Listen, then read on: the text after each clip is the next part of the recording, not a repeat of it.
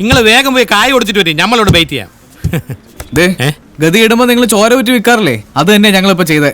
പക്ഷേ നമ്മൾ ഇനി കാണണ്ട, ഞങ്ങളെ വിട്ടൊരു ഹബീബ്. ഹബീബി കോഴിക്കോട്ട് അങ്ങാടി തന്നെ ഉണ്ടാവും. എന്തെങ്കിലും ആവശ്യം വന്നാൽ മക്കൾ പറഞ്ഞോളി. കുറച്ച് ക്യാഷാ, 50,000 ഉണ്ട്.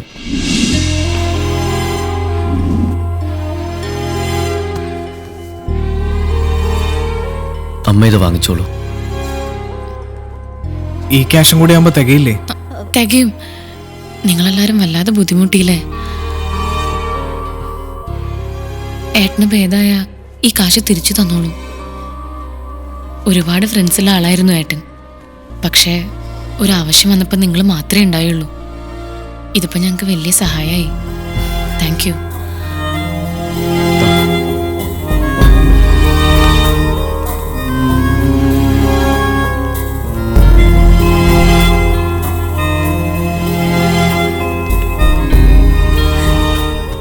നീ എന്തിനാ മോളെ അവരോട് അങ്ങനെ പറഞ്ഞത്? എല്ലാം കൂടി നുള്ളി പെറുക്കിട്ട് 25,000 ഒപ്പിക്കാനായുള്ളൂ. ബാക്കി എവിടെ നിന്നുണ്ടാക്കും?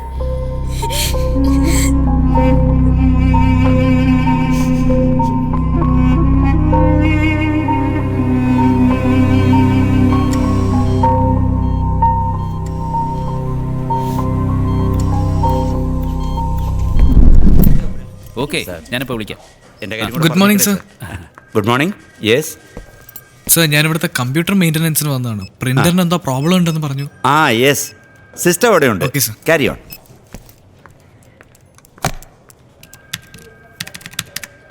കാർ എടുക്കാൻ സാർ ഫിക്സഡ് ഡെപ്പോസിറ്റ് ക്ലോസ് ചെയ്യണമെന്നില്ല. ഞങ്ങളുടെ വെഹിക്കിൾ ലോൺ വളരെ ഫ്ലെക്സിബിൾ ആണ്. ഈ ലോൺ എന്നൊക്കെ പറഞ്ഞാൽ എനിക്ക് വലിയ പേടിയാണ്. അയ്യോ, ഇതിന് ലോൺ എന്ന് പറയാൻ പറ്റില്ല സർ. ഓൺലി 8%. FTക്ക് 9.5% ആണ്. ശരി, എങ്കിൽ പിന്നെ അങ്ങനെ മൂവ് ചെയ്തോളൂ. Thank you sir. ഏത് വണ്ടി എടുക്കാൻ പോകുന്നത്? BMW ലാൻഡ് ക്രൂസറോ? തീരുമാനിച്ചിട്ട് വിളിച്ചാൽ മതി. ഞാൻ ഫോമുമായിട്ട് വീട്ടിലേക്ക് വരാം. Thank you very much. You are welcome. May come in sir? Yes, come in. നമസ്കാരം സർ. എന്താ? ഒരു ലോണിന് അപ്ലൈ ചെയ്യാൻ വന്നാ സർ. എത്ര എമൗണ്ട്? 1 ലക്ഷം. ഇത്തിരി അർജന്റ് ആണ് സർ. ഗോൾഡ് ഉണ്ടോ? എന്നാ പെട്ടെന്ന് ശരിയാക്കാം. ഇല്ല, പക്ഷേ വീടിന് ഡോക്യുമെന്റ്സ് ഉണ്ട് സർ. അപ്പം സമയമെടുക്കും. Possession certificate, income certificate, assessment certificate, അങ്ങനെ 5-8 ഡോക്യുമെന്റ്സ് ശരിയാക്കണം. പിന്നെ ഹെഡ് ഓഫീസിലേക്ക് അയച്ച സാങ്ഷനായി വരുമ്പോഴേക്കും മിനിമം ഒരു 15 to 20 ഡേയ്സ് എടുക്കും. സർ, ഏതെങ്കിലും സ്കീമിൽ പെടുത്തി ശരിയാക്കി തരണം സർ. ഏട്ടാ ഹോസ്പിറ്റലാ, ഓപ്പറേഷന് കാശ് തികയത്തോണ്ട. Please sir.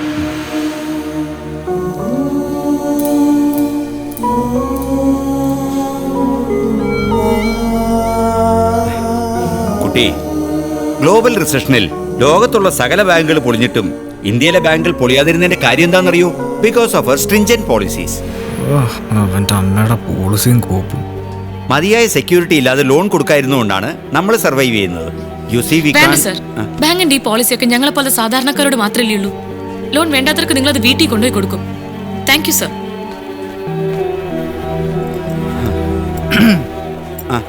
ഇത്ര വേഗം ശരിയാക്കി? ശരിയായില്ല. ഈ ഗ്ലോബൽ റിസഷൻ കാരണം കുറച്ച് സമയം എടുക്കും. ഞാൻ പോയിട്ട് പിന്നെ വരാം.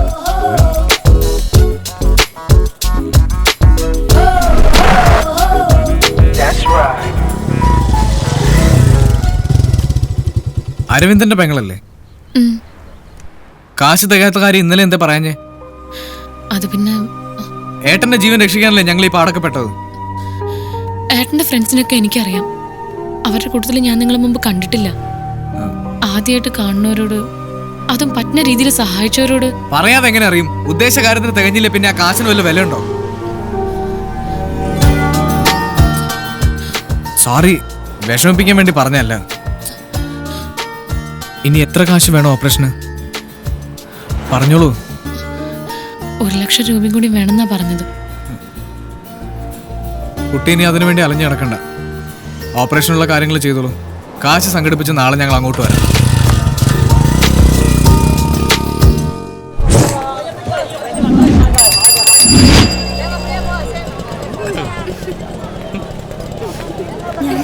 അല്ല, ഇതാരാ? വിശാലയോ? ഹബീബ് കണ്ടിട്ട് കുറച്ച് ദിവസം ആയല്ല. അത് ഞമ്മക്ക് പറയാൻ പറ്റുമോ? നിങ്ങൾ വിളിച്ചു നോക്കി. നിങ്ങളായിരുന്നാ? വിശാല, പിന്നെ കാണാം. നമ്മളാകെ ബേജാറായി പോയി. ബേപ്പൂർ ശ്രീധരന്റെ ആൾക്കാരെന്നാ നമ്മൾ വിചാരിച്ചത്. ഓനൊരടി എനിക്ക് ഓങ്ങി വെച്ചിട്ട് കാലം കുറച്ചായി. അത് എപ്പോൾ കിട്ടിയെന്ന് മാത്രം ചോദിച്ചാൽ മതി. ഇത് വല്ലാത്ത ചതിയായി പോയി. ഒരു അനുരാഗ വിലോചനമായ ഈവനിങ് അല്ലേ നിങ്ങൾ നശിപ്പിച്ചത്? അല്ല, ഇനി എന്നെ കാണണ്ടെന്നൊക്കെ പറഞ്ഞിട്ട് ഇപ്പൊ എന്തായി? ചോര കണ്ട കൊതി തീരാത്ത ചെകുത്താനാ താൻ. അതൊക്കെ പോട്ടെ, അന്ന് വലിയ വീരവാദം പറഞ്ഞു പോയ ആളല്ലേ, ഇപ്പൊ എന്തായി? ഞങ്ങൾക്ക് പെട്ടെന്ന് 1 ലക്ഷം രൂപ വേണം. ഞങ്ങൾ എന്താ ചെയ്യേണ്ടതെന്ന് പറ. ഹബീബിക്കൊക്കെ നിങ്ങളങ്ങ് ഇഷ്ടപ്പെട്ടു. ഇപ്പൊ തന്നെ നിങ്ങൾ എന്നെ റാങ്ക് എടുത്ത സ്റ്റൈലും വീറും ഉഷിരും ഒക്കെ നിങ്ങൾ ഈ പണിക്ക് പറ്റിയ ആൾക്കാരാ.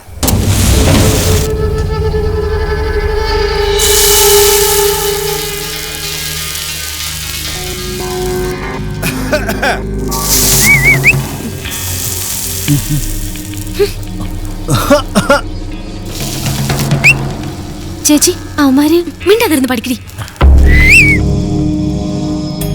ആ മക്കള് വേഗം പോയി റെഡിയാവും. വാടാ പോ, ഇന്നത്തെ ഷോ കഴിഞ്ഞു വാ. ആരാ? ഞമ്മളാ.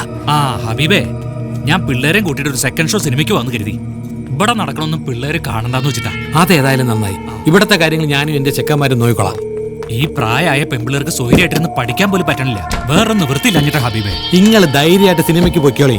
തിരിച്ചു വരുമ്പോ എല്ലാ ശല്യങ്ങളും ക്ലീൻ ആയിരിക്കും. സൂക്ഷിക്കണം, മുട്ടണത് ശ്രീധരന്റെ അളിയും വേലായുധനോടാ. ഓർമ്മ വേണം.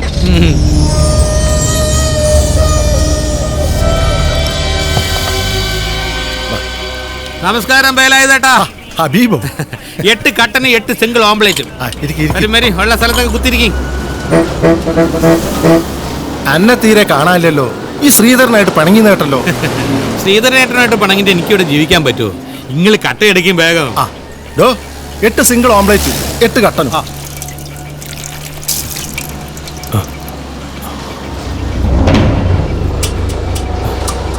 വേലായുധ,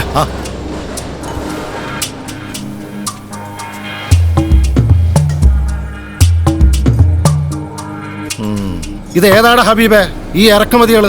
ഫുട്ബോൾ കളിക്കുന്ന ചെക്കന്മാരാ. ഒരു ടൂർണമെന്റ് കഴിഞ്ഞിട്ട് വരിക. നീയല്ലടാ അശോകനെ. വീമ്പ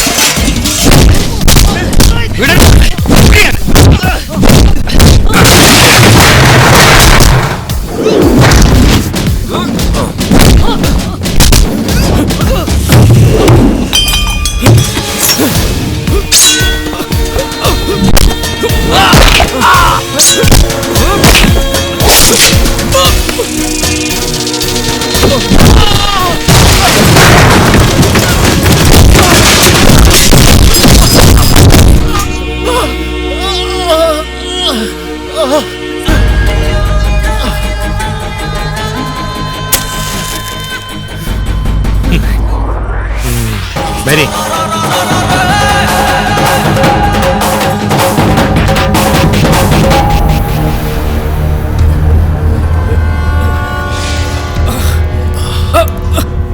പണ്ടാറടങ്ങാനായിട്ട് ഒന്ന് പതുക്കെ കുത്തിക്കെട്ടെ ഡോക്ടറെ. ആരവരാതിയുടെ മോനെ നാവടക്കി അനങ്ങാതെ കിടന്നോർന്ന് നീ. നിന്റെ ഗുണ്ടായസൊന്നും എന്റെ അടുത്ത് വേണ്ട. വേലായുധ, ഈ ഗുദാമിൽ വന്ന് നിന്നെ ഒന്നും ചികിത്സിക്കേണ്ട ഗതികേടൊന്നും ഈ ബാഹുലയൻ ഡോക്ടർക്കില്ല.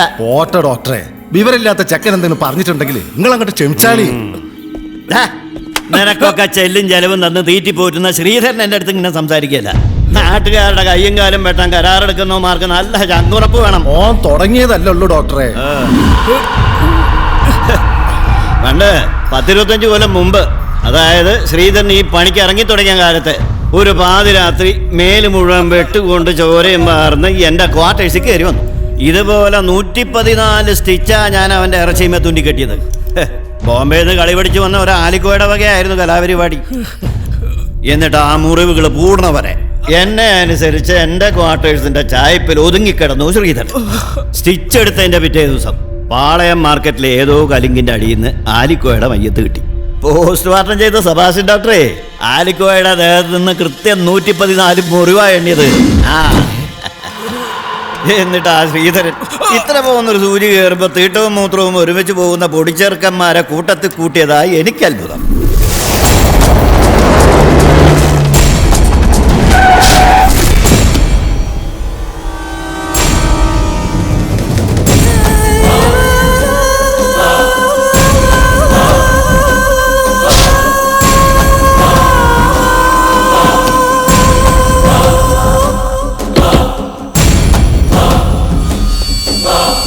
ആ എത്തിയോ? എങ്ങനെയുണ്ട് ഡോക്ടറെ നമ്മുടെ ചെക്കന്മാരുടെ പരിക്ക്?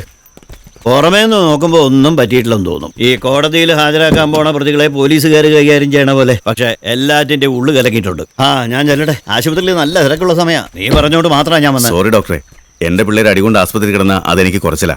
അതുകൊണ്ടാണ് ഡോക്ടറെ ഇങ്ങോട്ട് വരാൻ പറഞ്ഞേ. അതൊന്നും സാറില്ല. പോട്ടെ. എവരെങ്കിലും ആ വണ്ടി ഒന്ന് എടുത്ത് മാറ്റാ. എനിക്ക് പോട്ടെ. എടുത്ത് മാറ്റ്. ആ ശ്രീധര, നിന്നെ ഒരു കാര്യം ഏൽപ്പിച്ചിരുന്നു, നീ അത് മറന്നോ? ആസ്പത്രിയുടെ പിന്നിലെ സ്ഥലത്തിന്റെ കാര്യമല്ലേ? ഓ ഡോക്ടർ ഒന്ന് ക്ഷമിക്കേ, വളഞ്ഞു പിടിച്ച് ഏൽപ്പിച്ചു തന്നേക്കാം. ആ അത് മതി. ഇതിങ്ങനെ വിട്ടാ പറ്റില്ല ശ്രീധരേട്ടാ. മുമ്പ് ഒരിക്കൽ എന്റെ പെങ്ങടെ പുറകെ നടന്ന ഒരുത്തനെ ഞാൻ എടുത്തിട്ടൊന്ന് പെരുമാറിയതാ. ആദ്യത്തെ അടി അതിന്റെ ബാക്കിയാണെന്നാ ഞാൻ കരുതിയത്. പിന്നെ ശ്രീധരേട്ടന്റെ അളിയും വേലായുധേട്ടന്റെ കട തല്ലി പൊളിച്ചപ്പോഴാ കളി വേറെയാണെന്ന് മനസ്സിലായത്. 2 കേസിൽ അവന്മാര് കാശ് വാങ്ങിയിട്ടുണ്ട്. അത് 2 നമ്മുടെ നെഞ്ചത്തേക്ക് തന്നെ. കോഴിക്കോട്ടങ്ങാടി പങ്കിട്ടെടുക്കാൻ പുതിയ ആൾക്കാർ ഇറങ്ങിയിട്ടുണ്ട് ശ്രീധരേട്ടാ. കോഴിക്കോട്ടങ്ങാടി ഒരു നായിന്റെ പോലും ഭാഗം വെക്കില്ല. വാശിയും വൈരാഗ്യം ഒക്കെ കരളുറപ്പില്ലാത്തവർക്ക് പറഞ്ഞിട്ടുള്ള. നീ ആ ഭാഷ സംസാരിക്കണ്ട. വഴി മുടക്കി ഒരു പുല്ല് മുളച്ച അത് കരിച്ചു കളയാൻ ഒരു പീരങ്കി പൊട്ടിച്ച് സംഭവം ആക്കേണ്ട കാര്യമില്ല. അല്ല അത് കാലിന്റെ തള്ളവരിൽ വെച്ച് മെല്ലെ ഒന്ന് ഞെരിച്ചാ മതി. മനസ്സിലായോടാ?